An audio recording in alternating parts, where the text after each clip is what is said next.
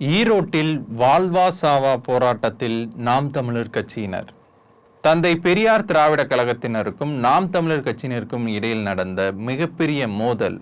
இடைத்தேர்தலில் பணமழை பொழிவதாக சீமான் குற்றச்சாட்டு.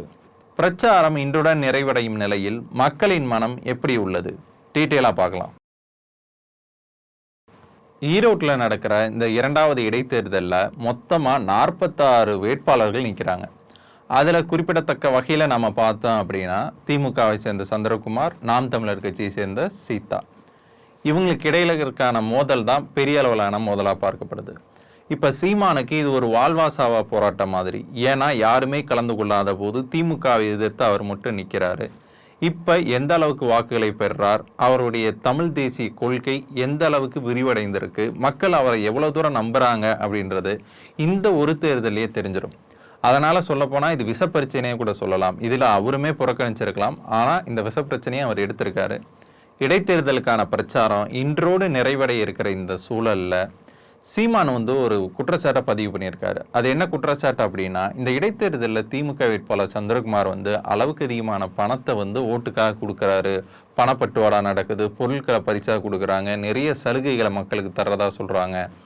இதெல்லாம் எப்படி நடக்குது? எலெக்ஷன் கமிஷனும் சரி, மற்ற பறக்கும் படைகள், இது எல்லாமே ஆளுங்கட்சிக்கு சப்போர்ட்டாக இருக்குது அப்படின்ற மாதிரியான ஒரு குற்றச்சாட்டை பதிவு பண்ணியிருக்காரு. இதெல்லாம் ஒரு புறம் போயிட்டுருக்க, தந்தை பெரியார் திராவிட கழகத்தினரும் நாம் தமிழர் கட்சியினருக்கும் இடையில் இப்போ ஒரு மோதல் வெடிச்சிருக்கு. அதாவது தாக்குதல், ஒருத்தர் மாற்றி மாற்றி தாக்குதலே நடத்தியிருக்காங்க. எதனால் இந்த தாக்குதல் அப்படின்னா, கொஞ்ச நாட்களுக்கு முன்னாடி சீமான் பெரியார் பேசினதான் நிறைய விஷயங்களை பேசியிருந்தா, அதை தாண்டி பெரியார் ஒன்றும் இல்லை ஒரு மண்ணு அப்படி இப்படின்னு நிறைய இடங்கள்ல பயங்கரமாக பங்கமாக பெரியாரை சீமான் கலாச்சிட்டு இருந்தார். இந்த பெரியார் குரூப்லாம் ரொம்ப பேசிகிட்டு இருந்தாங்கன்னு வச்சுக்கோங்களேன். நான் எரிபொருள் இருக்குது, எரிபொருள் எப்படி பண்ணணும்னு எனக்கு தெரியும், அதை வச்சு சோழியை முடிச்சுப்பிடுவேன் அப்படின்ற மாதிரி ரொம்பவே பேசியிருந்தார். அது சார்ந்து அவர் மேலே நிறைய வழக்குகள் போடப்பட்டிருக்கு. நாங்களே எரிபொருள் பண்ணி கைதானவங்க தான், இப்போ நீங்கள் என்னை பயமுறுத்த வேணாம் அப்படின்ற மாதிரி இவங்க சொல்லிட்டு இருந்தாங்க. இந்த சூழலில் தான் இருதரப்பினருக்கும் இடையில் ஒரு மோதல் ஏற்பட்டு அது தாக்குதலாக மாறி இருக்கு.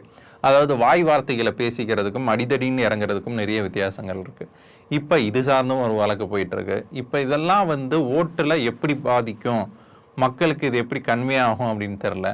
இப்போ இந்த பிரச்சனையெல்லாம் பார்க்கும்போது ஒரு அடிதடி கழகமாகவே பெரியார் குரூப்பாக இருந்தாலும் சரி, நாம் தமிழர் குரூப்பாக இருந்தாலும் சரி, மக்களோட பார்வைக்கு மாறிட்டே இருக்காங்க. இப்போ ஆளுங்கட்சி ஒரு பக்கம் பலமாக இருக்குது, வேறு யாரும் கலந்துக்கலன்ற போது அப்போ அவங்களுடைய வாக்கு சதவீதம் எல்லாமே திமுக மேலே போய் நிற்கிற மாதிரி இருக்குது.